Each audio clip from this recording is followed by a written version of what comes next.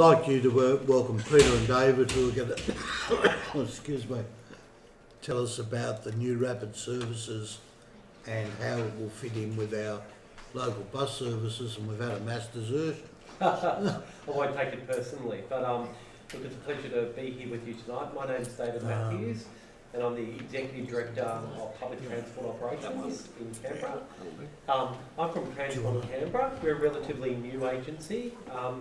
Just to give you a very quick snapshot, we obviously include what has been known as active buses for many years in Canberra, but we also now incorporate the light rail, which is being constructed from Gungahlin to the city as we speak.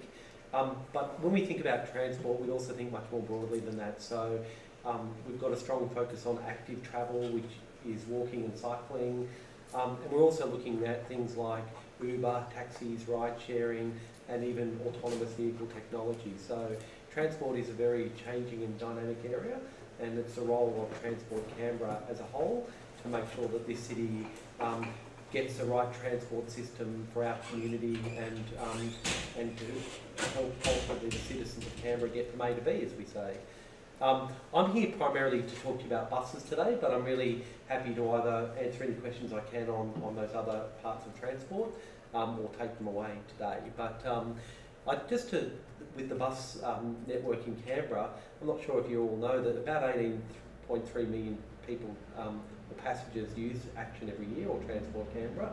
We run about 3,600 individual bus services a day. And we move around 75,000 people through the city on an average weekday. So lots of people are using the buses to either get to work or to shop or to meet with friends, and that's really what public transport's all about, is providing a means for people to get out and to do the things that they want to do in their lives. The 2018 was always going to be a very big year in public transport in Canberra because of the light rail.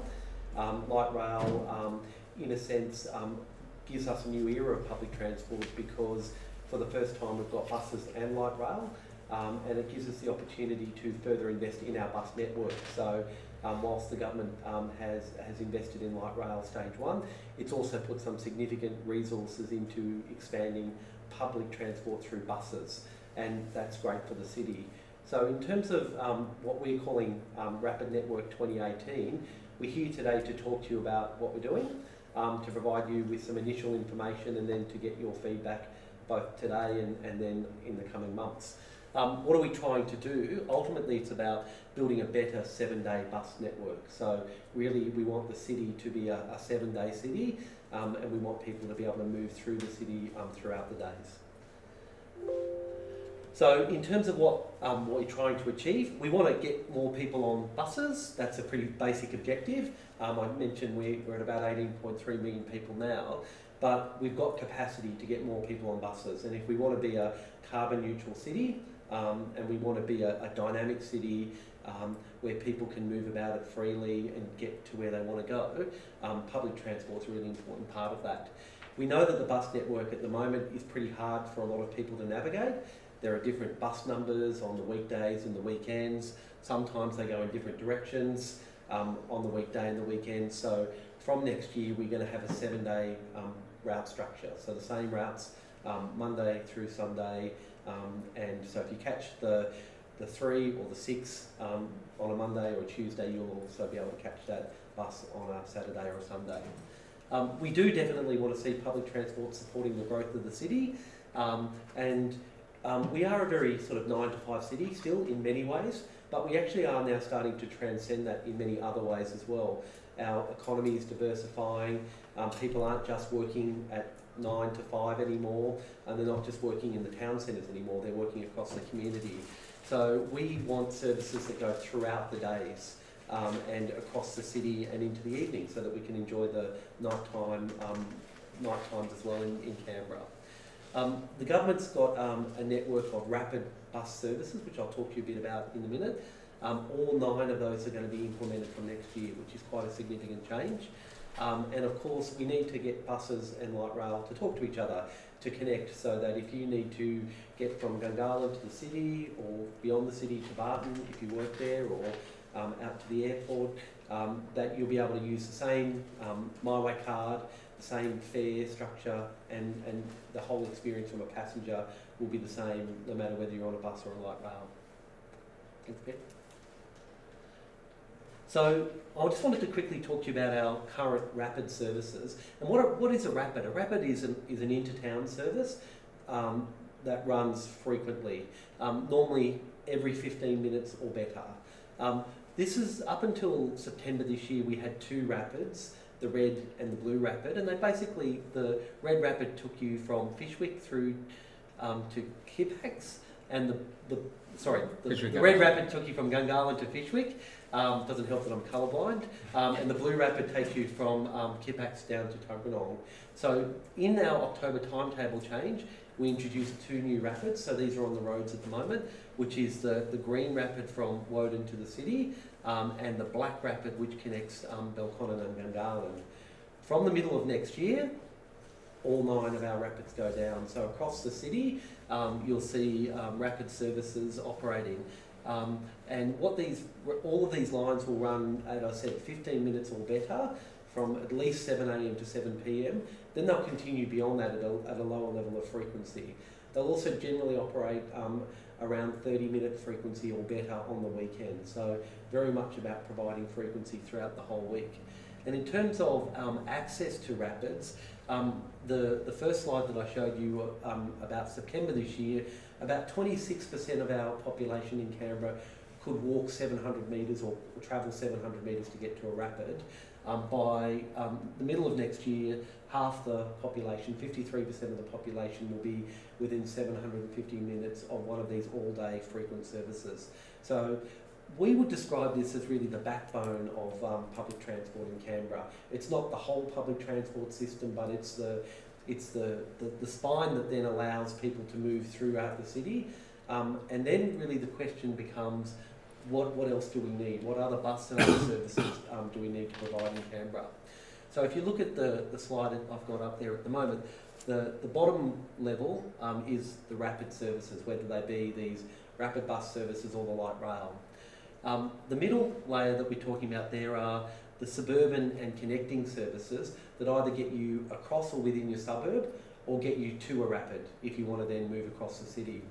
And the top layer is a really important one, which is what we would call the tailored transport services or solutions. So if you've got a particular transport need that can't be met by a bus, or you might have difficulty accessing a bus stop, or you want to travel at a time of day where there's lower frequency, then we would like to talk to the community about what other transport services people would like to make available. Now we've got a flexible bus service at the moment for the elderly and disabled community in Canberra, and that helps people who have mobility issues where whether the bus stop be 100 or 200 metres or 500 metres away, it doesn't really matter. We also run special needs transport for children going to schools.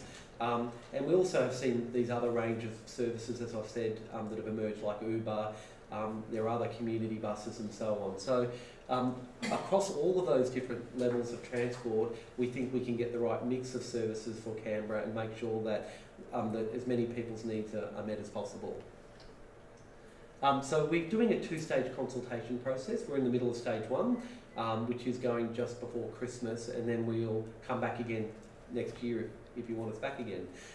Stage 1 is really talking about what type of mix of services are you looking for. So across the rapid services are locked in, they are going to be delivered, but with the connecting and neighbourhood services and the tailored services, what do different communities across the ACT need to have their needs met? We really want to understand a very local dimension to that. So across the inner north, and I've lived in the inner north a lot of my life, you know, what are the key destination points that people want to get to, whether they be community facilities or medical services or retail centres, so that we can understand what those movements are across suburbs, and we can design our bus routes around that. What sort of bus infrastructure is going to make it easier for people to use buses? So bus stops, the seats that are the bus stops, but even things like the lighting and the footpaths that get you to the bus stop. So we definitely understand that if we think of it as a trip or a journey for a person, they leave their home and they want to be able to get to the bus stop or the location of their transport service as well as then enjoy the ride once they access that transport. I've already mentioned about the flexible or demand responsive services that might be needed to supplement the bus services that we operate. But we're also interested in other things like park and ride facilities. We've got a number of them across the Canberra, and I'm not sure if any of you have used those, but we've got a new one in Waniassa that's just opened up. So the residents of Northern Tuggeranong can drive their cars to the Waniassa Park and Ride, park there for free all day, and then hop on one of our rapid services to get to the city, for example. So what it means is that they might be using their car to get to the bus stop, but they park there and we free up congestion around the city and the other high demand areas of the city. And those park and ride options are something that we are keen to further explore across the city. We're interested in the park and ride options as well, so bicycles, and indeed, as I said, about how people walk to bus stops. So that includes paths, crossings, and other facilities. So across all of those areas, we'll be inviting people's input and their comments. Are these questions in your, on the Have Your Say area? They are. So there's a small survey there, and I'll come back to that in a minute if you like. And one thing I don't see here is the density of the more local buses that aren't the rapid ones. Yep.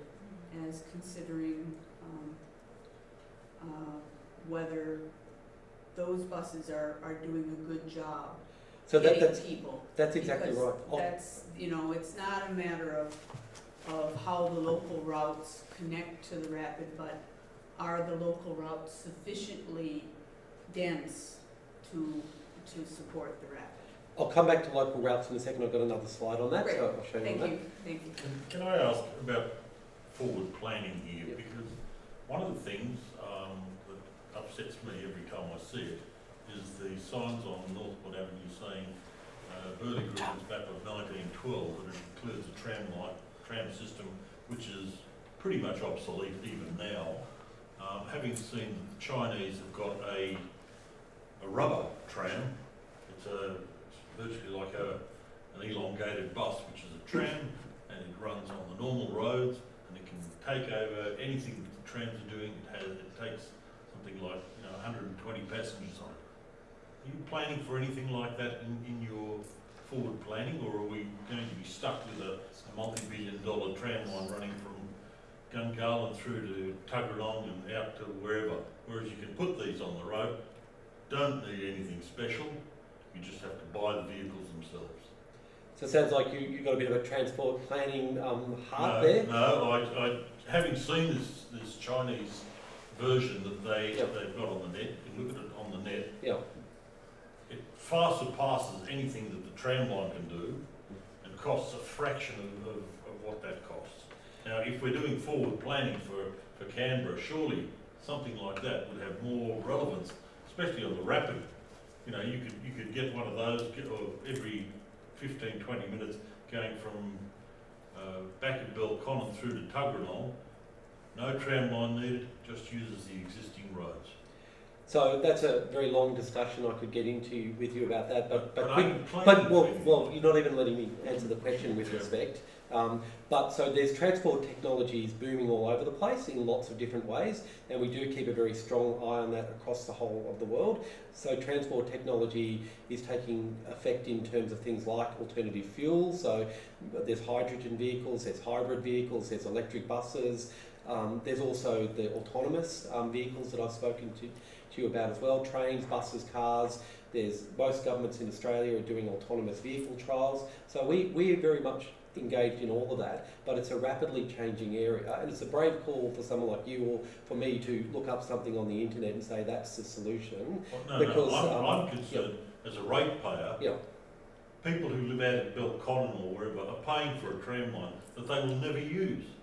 Whereas if you had this sort of transport, it's there. It's there for them. Well, so I think the debate about light rail was certainly well ventilated at the last election, and I'm not here to re-prosecute that. The point I'm making is that what we are looking at is providing rapid transit corridors across the city, whether they're buses or light rails. In a sense, they're mode neutral. They're about how you get people through transport corridors, get people across the city and provide frequent services that people are going to find attractive. I'll go to the next slide because I'm both conscious of time, but I also want to answer the local services issue. So that's stage one. So this is just a very quick representation of transport planning challenge. And I won't dwell on this too much, but any transport planners have to weigh up competing priorities in terms of the services that they put on the road. The things that you have to weigh up are things like access, so how close is transport to people's homes, so how accessible it is, versus the frequency of the service, the reliability of the service, and the cost of the service. So these are all, to some degree, you can't have it all. You are trading off different elements.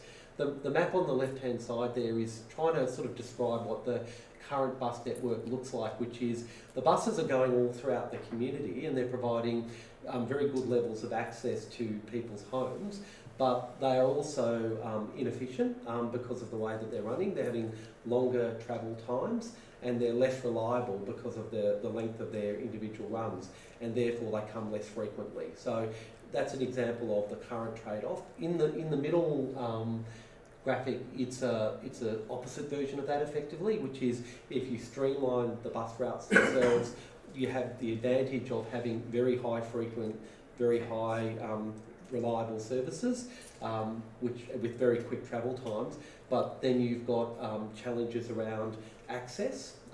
And the right-hand slide is, in a sense, more of what we would see as a mixed model. So you can have straight bus routes and train routes to move people that are travelling, large numbers of people that are travelling at the same time, but provide the range of different complementary services that I've mentioned to basically meet the whole full suite of people's needs. Peter, the next slide talks about local services, I believe. Okay, so this really goes to your question about what's happening in the inner north. So on the board there is the current services that are, bus services that are on the road today around the inner north. On the left-hand side is the weekday timetable, and on the right-hand side is the weekend timetable. And that's obviously the first obvious point to make, is that they're different. The routes are different, the numbers are different, and therefore the weekend services also come much less frequently, so they're much less attractive to the travelling public. And I guess from a transport planning perspective, if you own a car to use on the weekend, the chances are you'll use it during the week as well, rather than to use public transport. So when I say we want to get people on buses, we also want less cars, and that doesn't mean that everybody's giving away their cars, but maybe households are going from 3 cars to 2 cars, or 2 cars to 1 car. I've got an 17-year-old daughter. I'm trying to share my car with her at the moment rather than to buy her a car by herself. Bit of give and take on both sides, but so far it's working, and it's an example I'm trying to test myself in order to sort of show what that might look like as well. So if you look at the current routes through the inner north, you can see, let's look at the left-hand side. So starting at the top right, there's the 39 route that goes through Downer and Watson. So that is a pretty popular bus route at the moment. We've got lots of, it's very high frequent service, and we get quite a lot of passengers. Most of those passengers travel from that part of the city, part of the inner north, I should say, into the city. So it's a connecting service largely with the city. You've got the Route 2 that goes through the Hackett, Ainslie area. That's a very important coverage bus route for us. So it shows, at the moment it serves that part of the city really quite well generally, but obviously again it's got one of those trade-offs built within it in terms of the distance and time that it takes to get to the city as opposed to how it actually moves through the suburb. And then on the other side of Northbourne Avenue, you've got the services that run through Turner and O'Connor, the 1 and the 3, the 7 that goes up Ginninderra Drive, and then the services that connect up with Kaylin. So your question is... and the 8. And the 8, yeah. So don't forget the 8. Don't forget the 8. So the question is, we want to ask you, is that the right mix of services for 2018 and beyond, and then how does that interrelate with the light rail, which is going to be on Northbourne Avenue?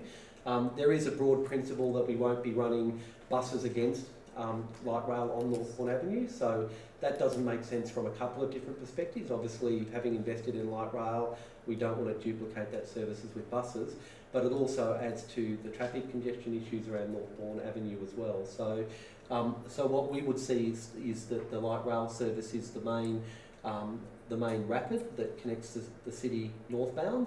We are also going to introduce a new rapid. So maybe if we go back to the silver rapid, just to show you this one as well. So that one there, the R9, that is one of the other new rapids that's coming in the middle of next year. So that is connects Watson up to Belconnen. Through Dixon. Through Dixon. So that's another important connecting service in terms of giving residents of the inner north access to Belconnen through a rapid bus service. You mentioned charges. How will you work uniformity in charges? I mean, if a person catches a bus, goes to the light rail, and the light rail goes to Civic, then they have to catch a bus to go through the Woden. So one charge? One charge. So at the moment we use My Way. The light rail will use My Way cards. Right. The fare structure is a 90-minute connection, so effectively you can take as many buses as you want within 90 minutes, 1, 2, 3, knock yourself out, and so it'll still be the same fare structure with light rail and buses. I just want to say I think that's a great system. I mean, so many other cities, you cross this zone, you cross that zone, and you can go all the way from Kipax to Tuggeranong on one card, I think. Yeah, some people might remember that there has been zonal systems in Canberra attempted before. I think that on balance they didn't really get a great result from those, so the flatter fare structure makes a lot of sense. And anyone in the world would be absolutely mad to charge a penalty fare, which is increasing your fare, to change either to a bus or to a rail.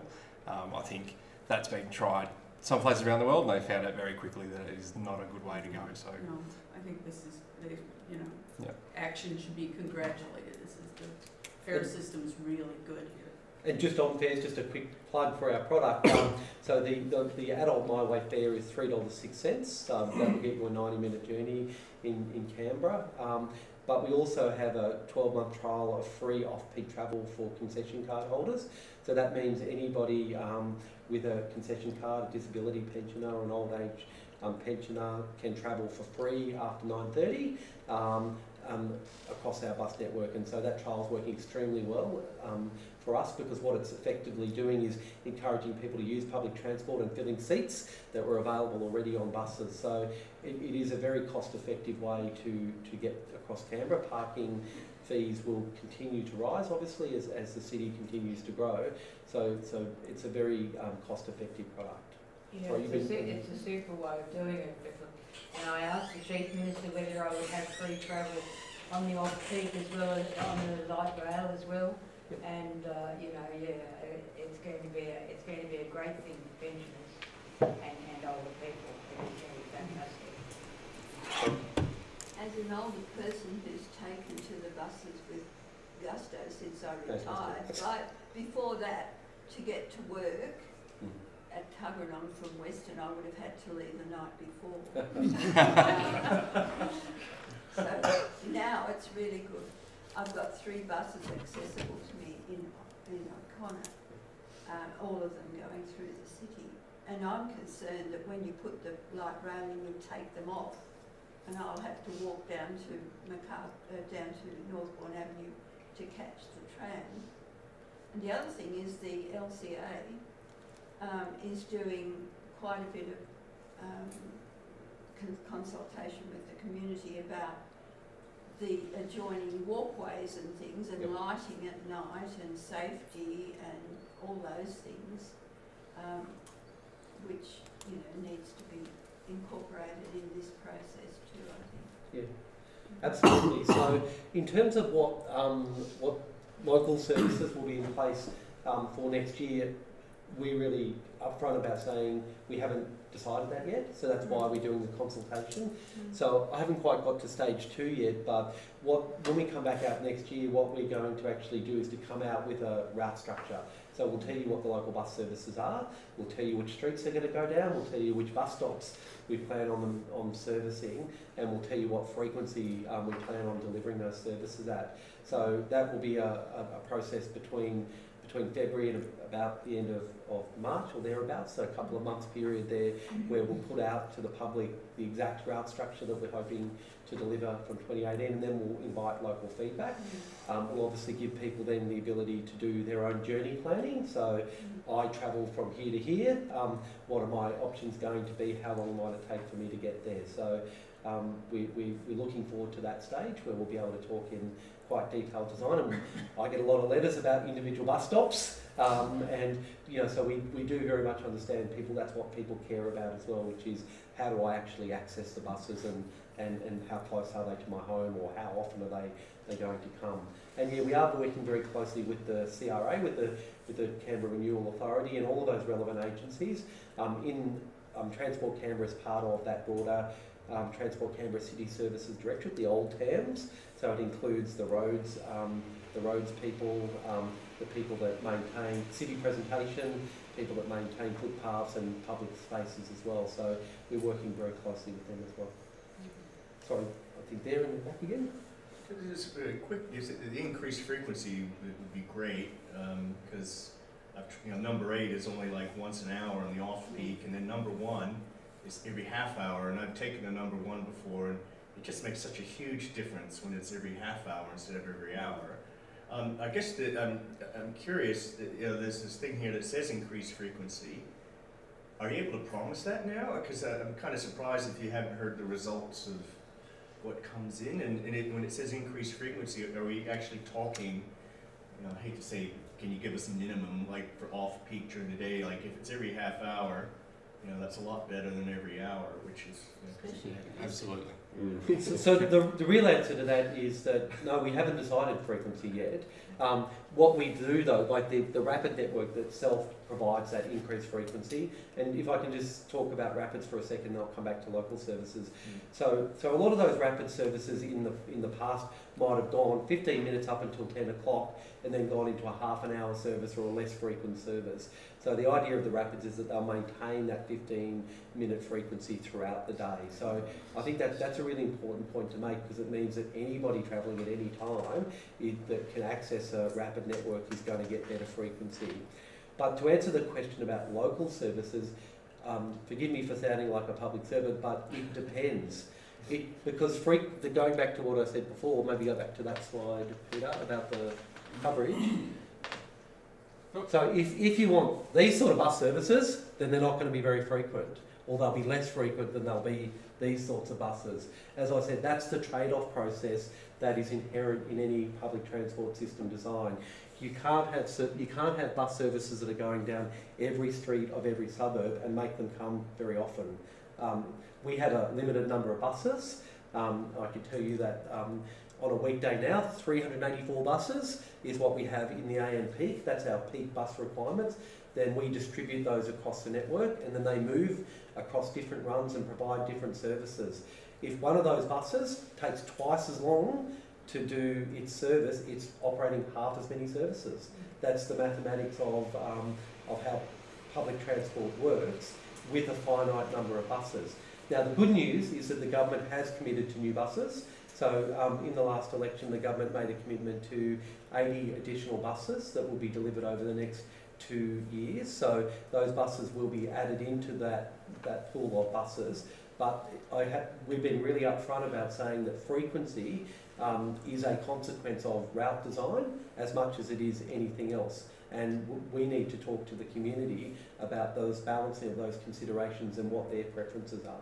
So just because that's why my follow-up from that when you're saying increased frequency, I'll be very quick. It was that thing where we talked about the patronage up to over 50% or whatever it was, right? Yeah. Is that, so if I understand that right, it's not so much that more buses are going out to people, it's that the people are consolidating so that they're there near the buses. I would say it's really the back. Is that what I'm... It's that progression. I guess that's what I'm noting. So it's the city, it's the rapid services and those stops and those services being accessible to so many more people. So the answer is you're right. I mean, every one of these new coloured lines has more buses going down it. So that's where the frequency comes in. With a rapid service, every one of those has got a 15-minute or better bus going up and down it. So you can imagine what that looks like if it was a video game. It's buses going all throughout the network all day. So the patronage obviously is a factor of a number of factors, including how close people are to public transport. So that's why Northbourne Avenue and the Gungahlin. You had it there for a second. Yeah, that's right. Yeah, That one. So that's access. That's 212,000 people. But I guess is that a result of the population, say the demographic or the makeup, the changing so that it's consolidated around certain areas? Not really. So like just to answer that question specifically. So 2016, which is this is from September this year, so it's only less than 2 months ago. Same population spread. It's just these services are reaching more people. That's how you double the amount of people that are able to access, because they're just going across the city more in terms of the actual rapid services. That's how you increase that level of access. So that's about the percentage of the population that could walk reasonably, an 8 or 9 minute walk, to get to a rapid bus service. So yeah. So in other words, if we look at that map, Yep. so we're talking about 53% near each of those. It's indicative in a. Well, I mean, I don't want to be exact, but I'm just Yeah. trying to get more of an idea of what's happening or how that's being. All it's saying is that you've got a denser network. Well, I mean, that you've just- and you've that's just that's got really what more we're talking about routes. there is that. You've just got more routes, and so you're closer, You're getting closer to people. That's right. more people. It's not. But that's what a rapid network is trying to deliver. It's trying to get a rapid service as close to as many people as possible, so that people can take advantage of that service. Then the next step, which we've talked about, is saying how else can we connect people into that rapid network so that they can, if they're still within, say, more than a kilometre away from that rapid network, how still might we be able to get them there so that they can take advantage of that rapid network. But we also understand, and I know this myself, many of our other trips and journeys are not about getting onto a rapid service. It might be going from here up to the Hackett shops or to the Watson shops to meet up with friends for a coffee. So it's not all about essentially getting across the city, but that's why we describe that as the backbone, and then we provide other services which take into account the different types of trips that people want to take. Because just the Dixon thing comes down through Lawrence. Okay, that's interesting. So it doesn't go to Unadilla, it goes down, and then so that means it goes down through past Lyme and Connor and then up. No, so where does the Silver Rapid go? It goes up. No, so actually that connection through there. This is a connection coming down through Watson and down up, going through Dixon, and then coming it comes out. south. So coming out through the AIS Bruce, down Hayden Drive and through the UC into O'Connor. Ah, okay. That's a simplified map, but Yeah. essentially. So Are that those- won't disturb the three, I hope. We're all getting Well, we want to talk to you about the three. That's what we actually want to talk about. So when I said next year, we'll come out and talk about all of these other local bus services. We will be changing the numbering of almost all of our buses, so because they are confusing at the moment. Are you in there? Look at this. I mean, so like at the moment across the city, there isn't a lot of logical or rhyme or reason to a lot of the bus route numbering, for example. So we will be going through and looking at every single bus route, looking at where it's running, how often it runs, what number it should have, and then coming out to the community to talk about that. Yep, sorry. Thank you. Couple of questions. You told us about the fare structure. I was just a bit concerned about students, full-time students, and possibly, I don't know whether you're looking at part-time students. I'm thinking of primary, but all the way through to, we've got a number of tertiary institutions too. Are you going to provide some kind of reasonably affordable fare for students? So you pop quiz me. I reckon the tertiary student fare is about $1.86. Is that right? No, it's cheaper than that. It's about $1.54. $1.54. So that's a pretty cheap fare, I reckon, for a tertiary student. Yeah. So tertiary students also currently get a ride cap at the moment, both across the month and on weekends as well. And tertiary students are, as we find, they travel all week, all day. So they're probably the segment of our customers that reach their caps most because they ride the most. So any chance of increasing the caps? Well, decreasing the cap. Increasing them, or allowing them to, really use the service to its fullest advantage, because I think that's, well, I think about my children some time ago, and they used to be isolated at the weekend, and so it was parental running out to, you know, various things, and, you know, the chauffeur business. And I think that at that stage, and I'm going back a fair while now, that, you know, basically when they got their own cars, you know, the responsibility was off to some extent. But I just feel that demographic, we're looking at a lot of white-haired people here in terms of the questions, in terms of, you know, it's wonderful that you're going to give a free bus fare after 9:30, but I also think it's, I had the advantage of growing up in Sydney as a student, and it was unbelievably cheap to get from one side of Sydney to the other all the time I was at school, because it was so well subsidised, and I think that's a really good thing to make sure, particularly to keep cars off the road with P plates and learners, at that 17, 18, and then obviously to any person who's involved in education. Yeah, and I would completely agree with that. And we have been to the ANU and spoken to the ANU, and we've been to the UC, so we're definitely in touch with the tertiary education. And I think that would be a very good demographic that would.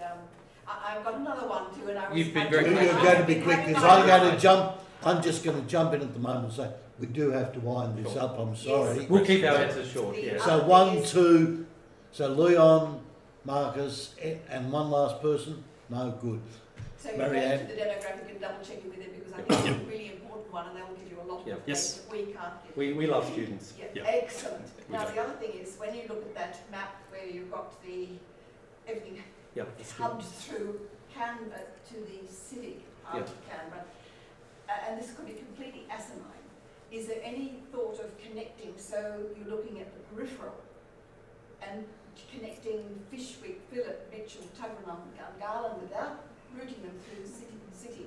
Because to me, that it's a bit like a periphery in Paris. So if you joined up those major, in some cases population centres, in some cases light industry, the fast way of getting around, it probably doesn't stack up in terms of numbers of people on the bus, but I think it would be a wonderful thing to ultimately think, because those population centres will eventually be fairly busy and full, and having a for the want of a better word, a peripheral or periphery type thing around, like a ring around Canberra, would make a lot of sense to me. But then I haven't got a road map in front of me, so I don't even know whether I'm setting them up a mountain. I've no idea. It just seems to me that it would be useful, because I know sometimes I want to go from Mitchell to Tuggeranong, and you know, if I wanted to do it by a bus, God, I don't know how long it would take me. I need to take a cut lunch or something like that, I think. Well, I appreciate what you're saying. I think one of the problems with our city is that it is about 40 odd kilometres from beginning from top to bottom. So people are travelling big distances.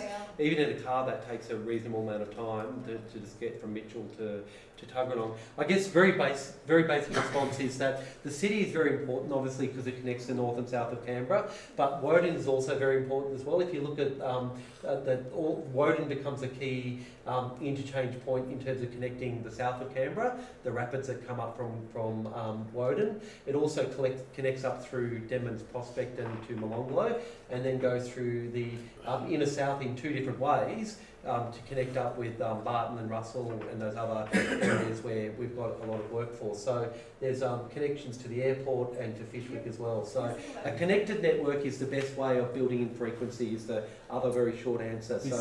This map here also doesn't show eventually John Gordon Drive will extend up through Common and provide connectivity that way as well. That's nice. So that's, it doesn't show on this map, but we've actually got a service plan. Whitlam's been announced just the other day, kind of through this area for John Gordon Drive to go up through Common. So, yeah. Leon? 5 years ago, the government produced a plan called Transport Canberra that set targets of 10.5% of journeys to work by public transport by 2016 and 16% by 2026. And the Chief Minister made a commitment to meet those targets. Now, by 2016, we've managed to increase the percentage from 7.8% in 2011 to only 8.2%, which is a long way short of 10.5%. But you'll agree it's an increase. Pardon? I said you'll agree it's an increase. What? We're going in the right direction. Well, as far as bus patronage goes, yes, but in terms of people driving cars to work, they increased as well. So you didn't reduce the number of cars. Well, can I jump in there? Like, the government can't reduce that. what I would ask is that everybody in this room asks their friends to catch a bus rather than to drive to work. That's how. I wouldn't impose that on anybody. Buses are the second slowest form of transport to get well, to so I think that the key point I'm making is that the way we get those mode shifts is by people like me and you and everybody that we know riding the buses become better, and then we get those shifts. If you're going to not encourage anybody to use the buses, I tell you what, maybe we'll go backwards on the next time we do that thing. We need to get on the buses, and that's the only way that goes up. Can I finish my question? You've still got this commitment to 15% by 2026. When are you going to come up with a plan to actually meet that commitment? So the short answer to that is that the government's actually currently doing a refresh of that Transport for Canberra document. It's a very good document, but things like... It wasn't very effective. Okay, I'll take that as a comment, as Tony Jones would say.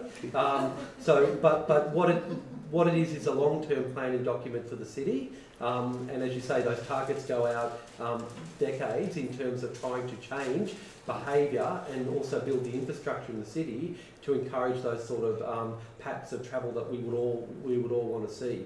As part of that, obviously, the recent census results have come out about journey to work data, which is the one that you're referring to. I think in my presentation I've emphasised a lot of trips which are not journey to work, which are about how people move in about the city throughout the day and at night and on the weekends. So to help capture some of that, the ACT government's currently doing a household travel survey where it's recording individual trips using logbooks of how people move about the city and basically how they live their lives. All of that will be very rich and important data and will help us in that refresh of the Transport for Canberra document. Marcus?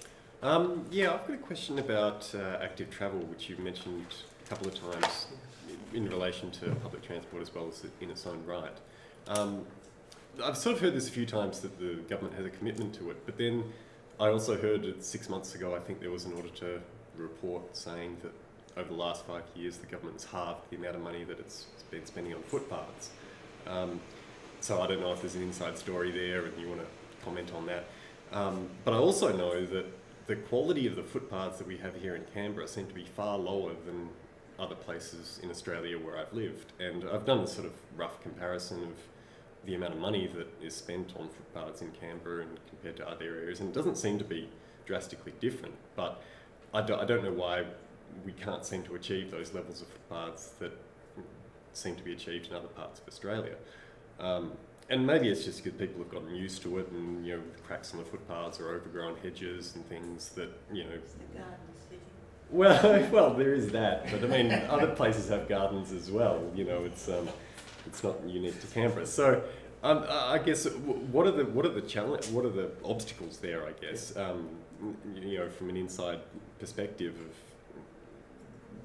where are the problems there? Is it a funding problem? Is it a political problem?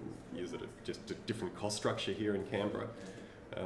So that I'm not an expert on that area in terms of footpaths and bike paths, but and I'm not sure of the audit report that you referred to. But one of the key challenges that Canberra has got is ageing infrastructure. So a lot of the footpaths and other infrastructure that was put in place were prior to self-government and is getting to the age where it needs to be invested in terms of either being replaced or upgraded. We also are one of the fastest growing cities in Australia. So particularly Gungahlin is one of the fastest growing regions in the whole of Australia. So I think sometimes people forget that when they think of Canberra, that I think the Chief Minister's mentioned that we're getting about net population growth of around 8,000 people per year, and over a 4-year period that's sort of a Western Creek or equivalent that sort of that comes into our city. So we've got big challenges to continue to deal with that growth of that city, and I've mentioned new suburbs as well today with Molonglo as well. With active travel, the same recent journey to work data that the gentleman was quoting a minute ago does show from a cycling perspective we're amongst the best in the country, particularly around the inner north. So that's a real fantastic outcome as well. So we are investing in bike path or shared path upgrades, and also a lot of the footpath infrastructure. I know, for example, around Braddon has been upgraded in recent times, and the government's also done some age-friendly suburbs upgrades as well. They did, I think, a pilot in Kaleen, and I think maybe Canberra was the other suburb. So there's lots of different strategies that are in place to try to improve the walking and cycling infrastructure of Canberra, and Minister Fitzharris, who is the Minister for Transport, is really passionately committed to that area. So, and for health and wellbeing. One more add is that our colleagues in City Services are doing their own consultation at the moment, which we're working with them on, called Better Suburbs. So if you go to the Your Say website, maybe this is the punchline, you can get, you can go to, you can answer a survey or give us any comments, send us an email about anything to do with buses. But there is also a consultation taking place about Better Suburbs as well. So go there, go into that part of the website and provide that sort of feedback on cycling and footpath infrastructure as well. And also things like shops and placemaking. So it's about how we all want to live and relate to each other in our own local areas and what makes suburbs good and vital. So any comment that you've got on that as well? I'm going to allow 2 very quick questions. Start at the front and then Try to keep the answers quick too. Yeah. Go. Just 2 quick things. Has there been a big take-up of the Next Bus with people with their mobile phones using them?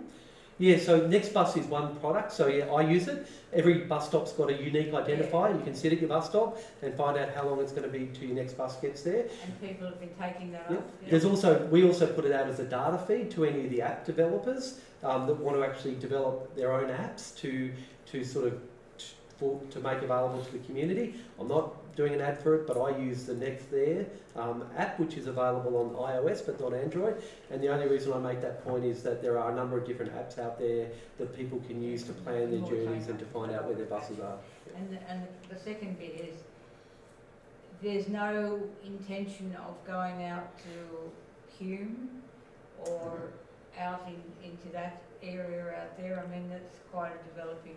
Hume's a big development, or even tying into Queanbeyan anymore, or anything like that? So 2 separate issues. We're doing quite a lot of work with the New South Wales Government and the Queanbeyan Palarang Council about cross-border transport issues into Queanbeyan, and we want to sort of make sure that people can take bus services and connect in Canberra if they want to. We talked about park and ride before. We want to look at the options around that with the New South Wales Government. So we're definitely keen to look at that connection along Canberra Avenue and any of the other roadworks that are being done by the New South Wales Government. With Hume, I know less about Hume. So we actually do go to Hume at the moment. Yeah, we run some buses It's down around there. 88 out of Woden. So it's probably pretty low at the moment, but as Hume is starting to develop, the motor registry for Dixon is now out there, so we're starting to see a little bit of movement on that service. Yeah.